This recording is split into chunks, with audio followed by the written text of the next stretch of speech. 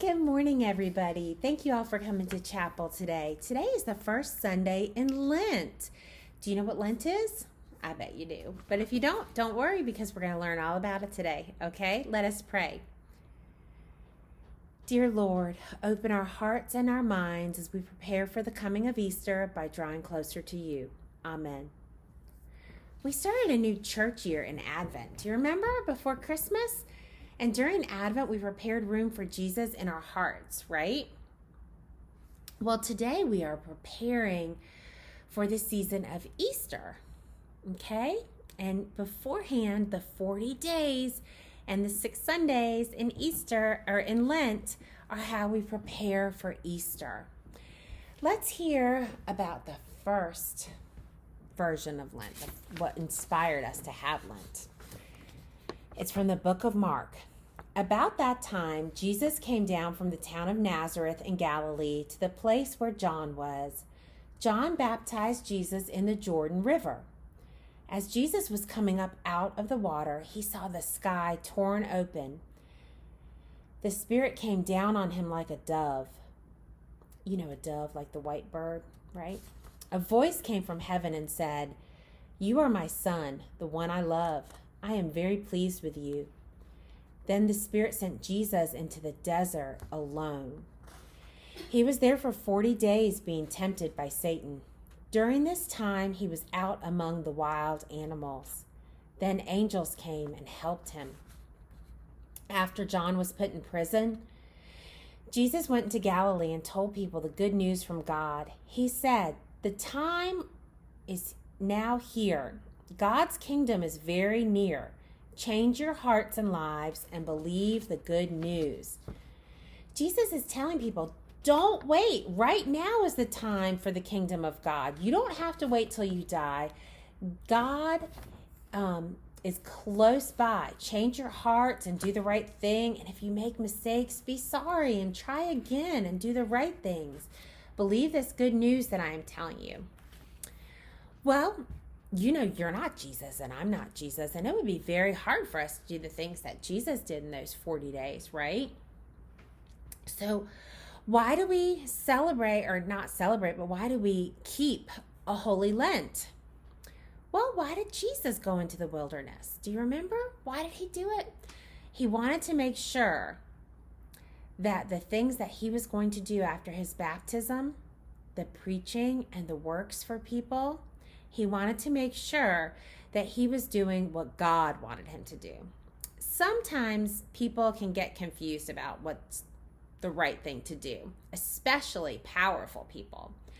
And so Jesus went into the wilderness or the desert for those days so that he could think and he could pray and he could listen to God, and he could know that when he left the wilderness, that he would be ready to tell the people the things that God wanted him to tell them and do for people the things that God wanted him to do.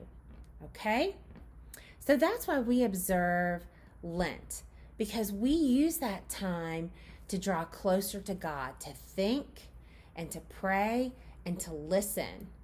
And so we want to have those times where we are listening to God so that we can continue to do God's work as well and to be more like Jesus. Now, in Lent, you might hear some people ask you, "Oh, what are you going to give up for Lent?" Or you might hear your mom or dad say, "Oh, I gave up something for Lent." Why do people do that? Well, they do it because Jesus gave up anything that was comfortable and even eating and drinking when he was in the desert. And so they give up something for Lent so that they can not be tempted by things like Jesus, or when they're tempted by things like Jesus was tempted and they may be tempted, that they can refuse those things like Jesus did, you know? And also, sometimes people like to do something during Lent instead of giving something up. Like maybe they like to pray every day. If they sometimes forget to pray, they make sure that they pray more often during the day, or they read their Bible or a devotional every day. Or maybe they decide they're going to do something good for others every day in Lent. And so those are things that you can do. You can talk to your parents and you can give up something. Now, don't be like, I'm going to give up doing homework. Would that be hard, giving up doing homework? Are you like, yay, I'm going to do my homework every day?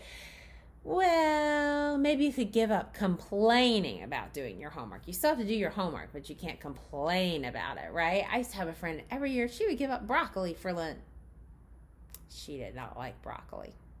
You have to give up things that you would like to do, but you're not going to do for 40 days if you choose to give something up.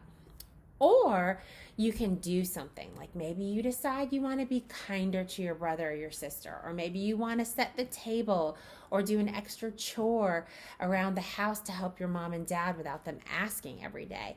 You can do things for other people as well, and that will be something that is a gift that you can do to give to Jesus for 40 days during Lent. Does that make sense? It's a way for you to honor the sacrifices that Jesus made, and it's also a way for you to, as you do these things, remember to think and pray and listen to God and bring you closer to God. So choose things that will help bring you closer to God. All right? Okay. So remember, at Christmas time, we told people, hey, a baby has been born to save all of us from our sins. In Lent, we are reminded ourselves, and we can tell other people, hey, grow closer to God. We can be with God right now through prayer and loving each other, right? And loving God and worshiping. Love God, and when you make mistakes, change and do the right thing. This is good news, and believe in it, right? Jesus came to save us from our sins and teach us how to live. And that's what we're going to be celebrating on Easter. Okay, but first we got to go through Lent. So we're going to use this time to grow closer to God and remember to pray and think and listen. All right? So let us pray for a holy Lent. Loving God, you told us who Jesus is when he was baptized. Help us to be like Jesus and become closer to you and what you want us to be during Lent. Amen. All right, guys, I'll see you next week.